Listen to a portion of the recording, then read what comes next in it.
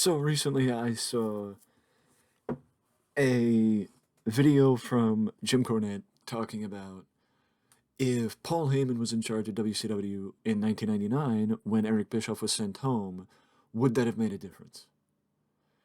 Also, with the fact that there's going to be a series with, I believe, again, The Rock working together with the Dark Side people on WCW starting in June. The fact of the matter is, I had done a tremendous amount of research on the topic of WCW and the end of WCW, or the last couple of years of WCW to be exact. So I feel like I do have a unique perspective on this sentiment. And I know that a lot of it is that a lot of people like to talk, but the fact of the matter is, would someone have helped change the eventual results of WCW? Vince Russo not going in, staying in WWE, and not going to WCW in 1999. The reality of the situation is, with Vince Russo not coming in, it wouldn't have changed anything. The reality is, it wouldn't have changed anything. It wouldn't have changed anything no matter who ran WCW near the end. Even though Vince Russo's mentality was wrong, attempting to duplicate what he did in WWE and what worked in WWE, and indirectly, what he did was he tried to duplicate what he did in WWE with a different talent pool who did not have the same skills that the guys in WWE had. And also, in attempting to do what he did in WWE, he ostracized more of the fan base because he ignored the fact that the reality of the situation is WCW appealed to a different audience than WWE did at the time, or WWF at the time.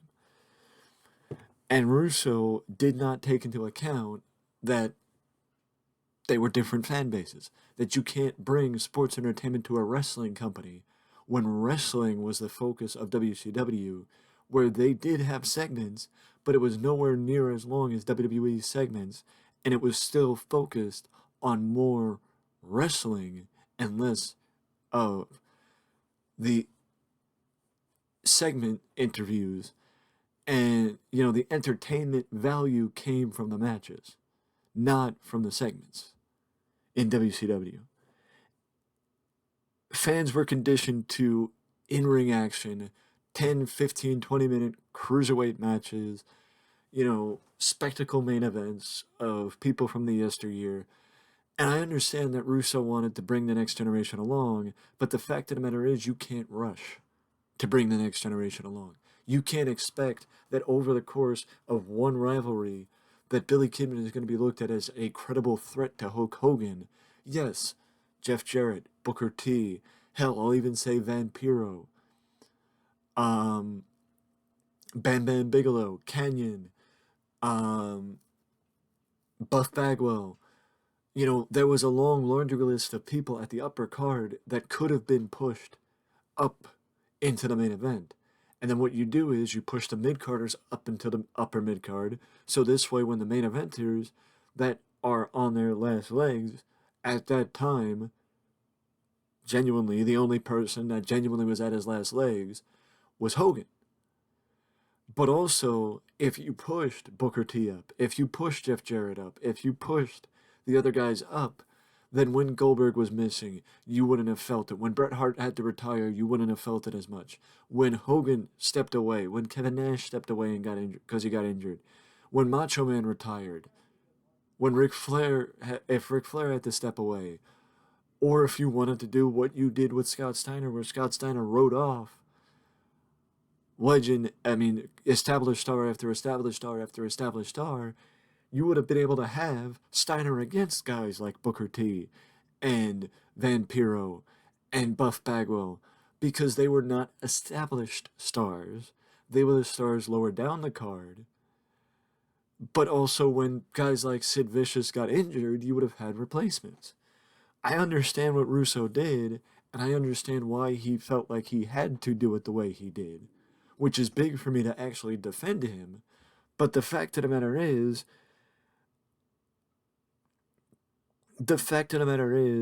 when you're offered the type of money that he was offered, when you didn't like the schedule, when you felt overworked in your previous job, I understand why he left. But I just don't think that leaving and going where he was going, he went in with the right mentality. But I don't blame Vince Russo. I don't. Because even if it was Jim Cornette or Dusty Rhodes or Bill Watts that took that spot, or Kevin Sullivan or J.J. Dillon, or a consortium of Kevin Sullivan, J.J. Dillon, and others, where you might say, oh, Kevin Sullivan took the book. Yeah, Kevin Sullivan took the book for about 3 months, and all he did was run with what Vince Russo had set up previously, because he couldn't hit a big reset and end everything because of the amount of injuries that the company had. And what was he going to do? The injuries, the people that he had. Because the one thing that people don't know is Kevin Sullivan was actually the main man behind the booking when Bischoff was in his big power. When Bischoff was in control.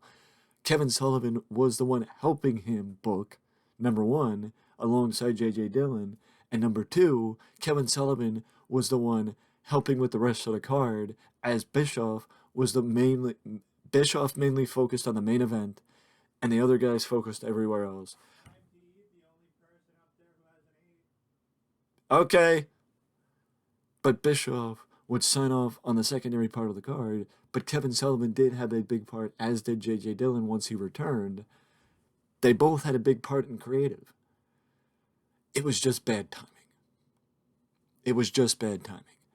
Jim Cornette, Bill Watts, Dusty Rhodes knew about the corporate involvement from day one and felt it didn't work.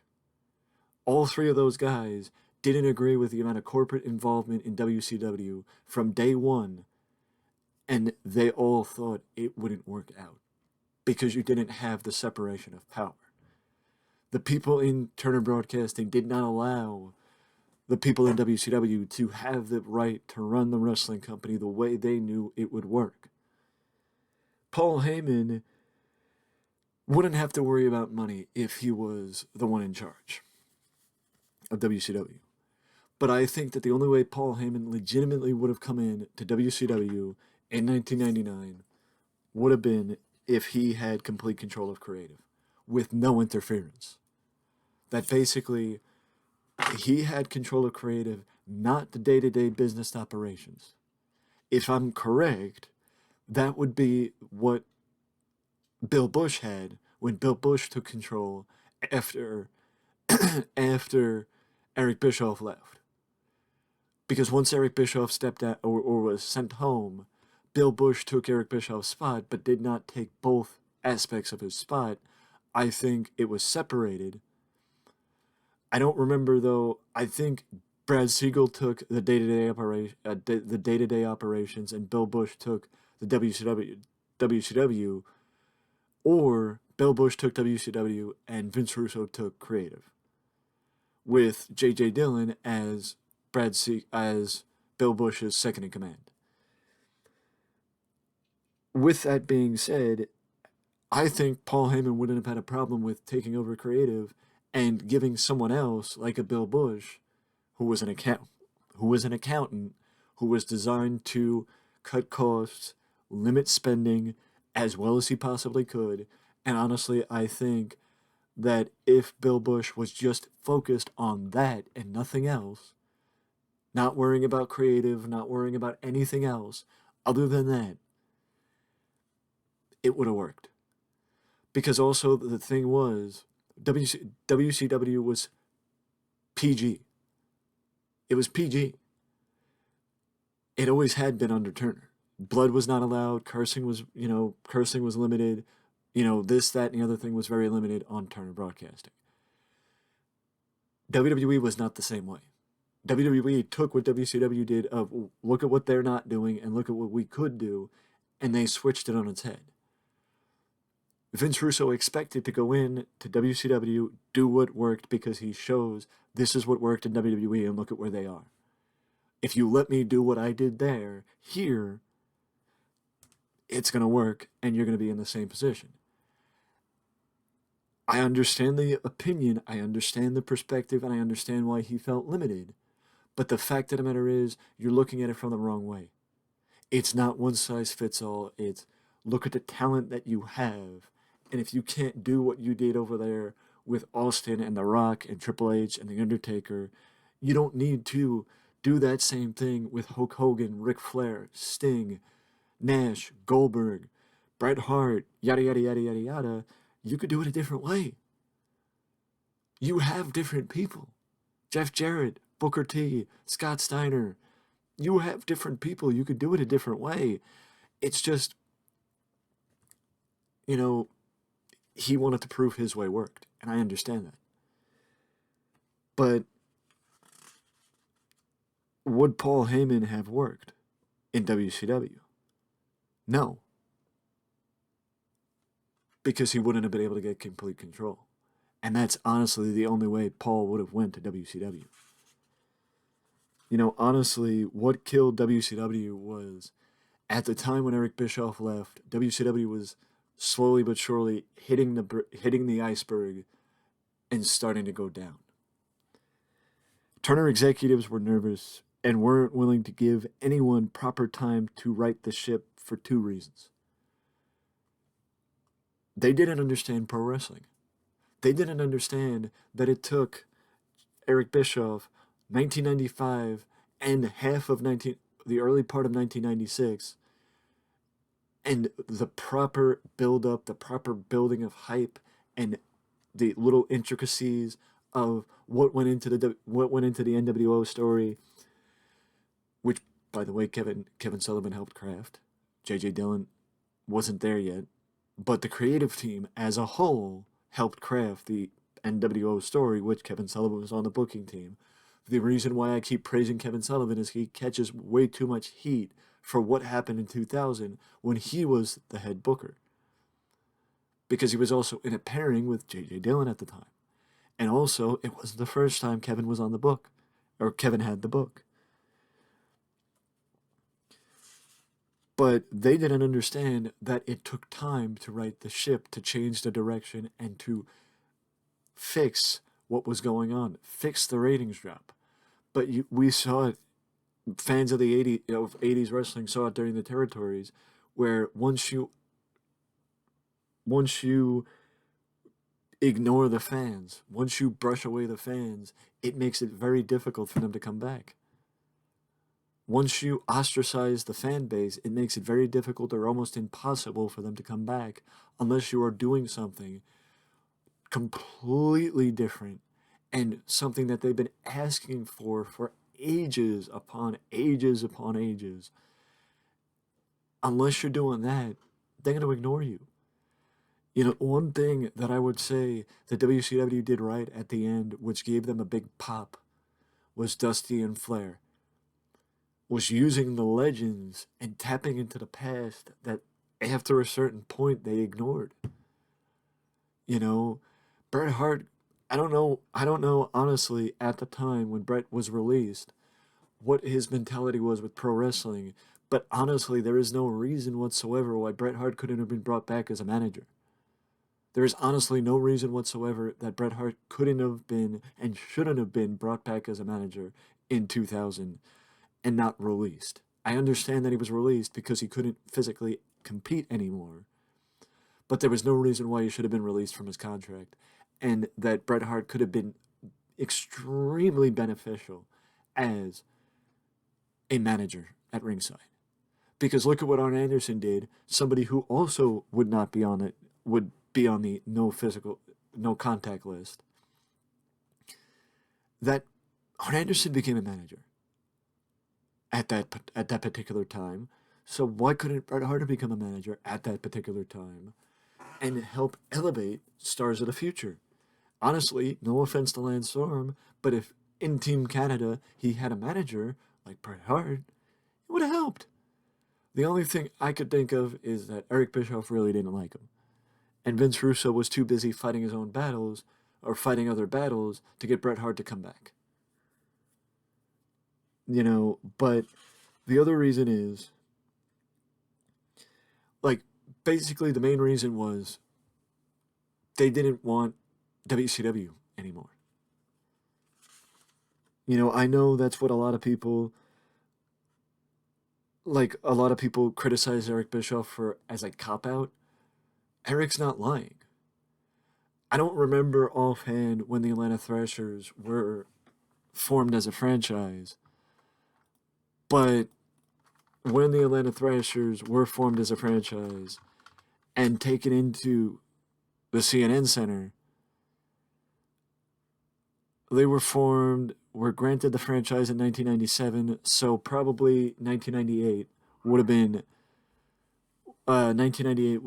when I would have been the period of time that I'm talking about. Around 1998, 1999, I'm going to say probably closer to mid 1998, early 1999, or sometime in 1999, because that's when Harvey Schiller was still in his position. The Atlanta Thrashers, when they moved into CNN Center, they took WCW's floor because Harvey Schiller wanted the Thrashers there because he wanted a hockey team.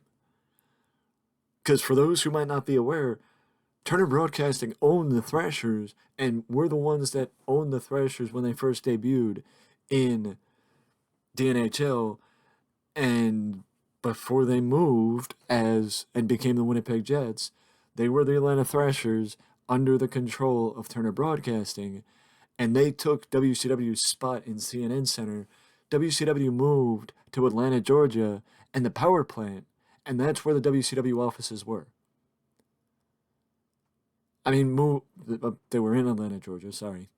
They moved to the WCW power plant, and that's where the WCW offices were for the year and a half left that the company was there.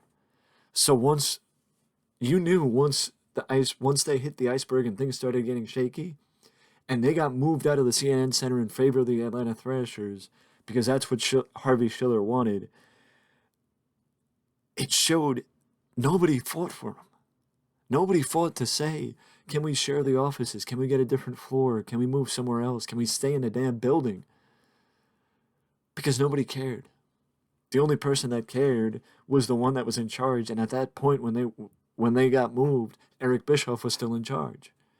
But Eric Bischoff honestly probably did not have as much goodwill as he did the year before or 2 years before when things were going well.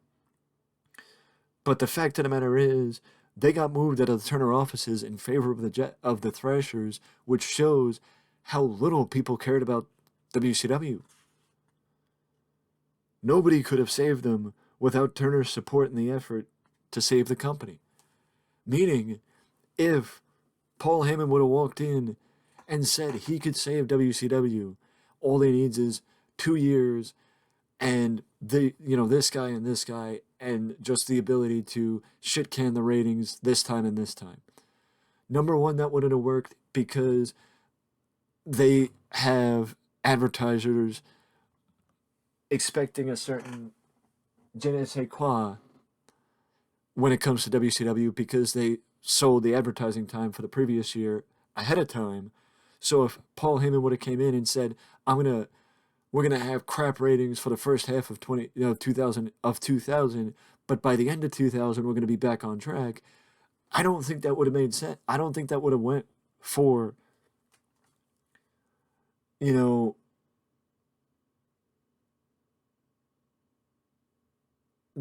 don't think that would have went for Turner executives because they wouldn't have understood why it would have taken a year for them to right the ship. Again, that's just my perspective from the outside looking in and the research that I have done and the knowledge that I do have from hearing Kevin Sullivan talking about it to hearing J.J. Dillon and Eric Bischoff talk about it and the people that were there talk about it. I don't think they understood why the switch can't just happen. You can't just flip a switch and right the ship. Why it takes time to establish new stars, why it takes time to do this and to do that. Because also what stood in the way of Eric Bischoff purchasing WCW was him saying,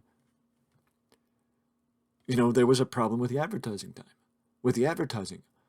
Because they had they sold advertising during WCW with a certain expectation that WCW would provide advertisers with a certain je ne sais quoi, and if Eric Bischoff said he needed 2, 3, 4 months to right the ship, that advertisers may be disappointed, that makes Turner lose money, and they don't understand why he can't do it in 2 months instead of 4 months, or 2 months instead of 6. Why it takes so long? Because they don't understand wrestling. That's the point.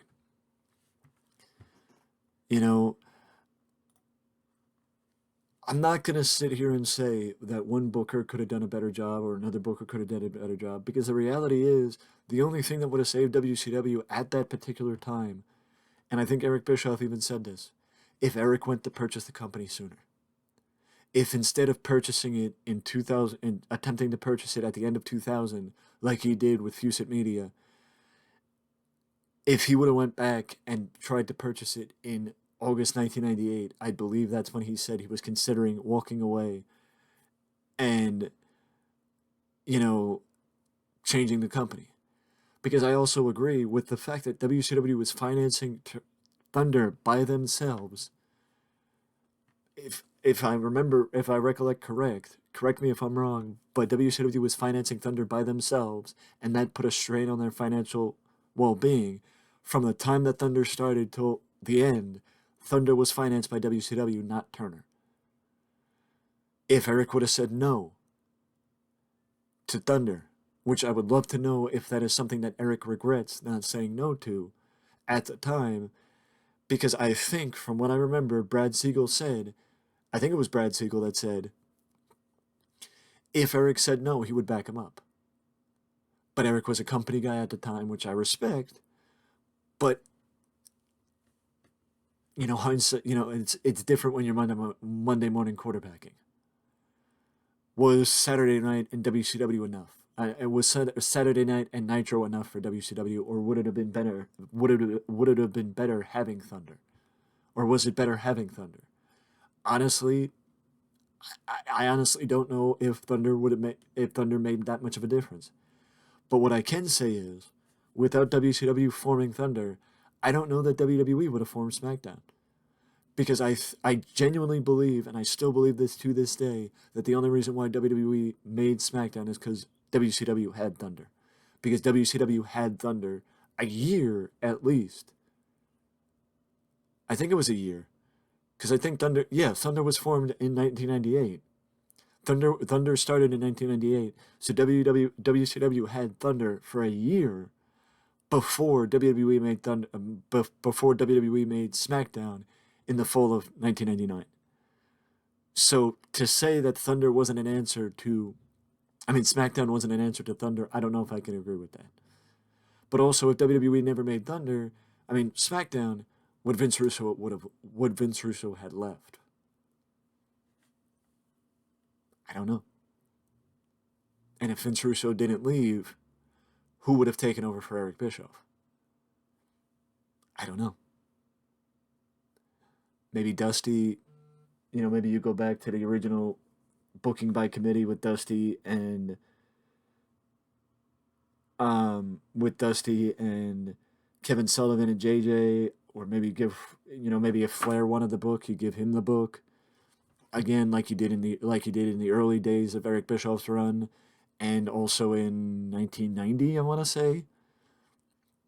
But this time, if anybody would not get pushback from Turner, I think it would be Flair, because he'd been there since the beginning. But I genuinely believe the only way WCW would have been saved under Turner is if somebody took the company and left the TV rights, where the only thing Turner had responsibility, sort of like AEW, where AEW is owned separately from Turner, or Time Warner, sorry, or Warner Brothers Discovery, whoever owns them now. Warner Brothers Discovery owns the television but does not own AEW. If somebody would have bought WCW from Turner, left them the TV rights or the media rights, but took the company where they didn't have to worry about the wrestlers, they didn't have to worry about the expenses or anything like that, they just had to worry about the media rights, I think at a certain point, it wouldn't have been a big deal and they would have done it. but it would have had to have been 1998 or 1999, not 2000, 2001. And you might say it was only a year, but it does, look it up. It makes a lot of a difference. It makes a crap ton of a difference. Because also, I believe it was late 1998 or early 1999 is when Turner and Time Warner, is when Time Warner started communicating with AOL about a potential merger. I think it was 1999 when the two were starting to communicate about a merger, and then progressively the merger started becoming clear in 2000. I think. I can't remember when they merged. I think it was 2000. It might have been 2000. No, it was 2001. I'm pretty sure. I'm pretty sure they officially became a merger. I can't remember. But think about it.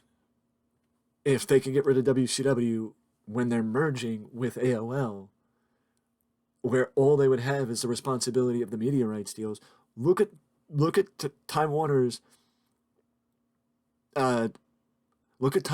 filings, stock filings. WCW is hidden to the nth degree. So if they could get rid of that property and make that whatever department WCW was a part of look a little bit better, however WCW was hidden in their financial reports, if they could make that area look a little bit better with WCW out, they would have done that in a heartbeat because it would have made them look better in the merger.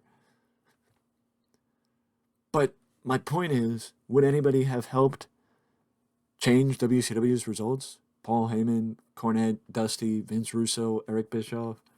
No. The only thing that would have changed WCW's results is if Eric Bischoff would have tried to buy the company in 1998 or 1999 instead of 2000, 2001. That is by far the only thing that would have changed. And what I would like to know if I could ever get if this question could ever get to Eric Bischoff, what I would like to know is, I know you said something in the past about potentially leaving, potentially walking away in 1998 because you were burnt out, if I remember correctly. Were you thinking about buying the company then? And if you were, would you have been able to get Peter Guber? I hope I pronounced his name correctly. Would you have been able to work, would you and the same people that worked together in 2000, 2001, Mandalay Sports and Peter and the guys at Fuseit Media, would you have been able to work together in 1998?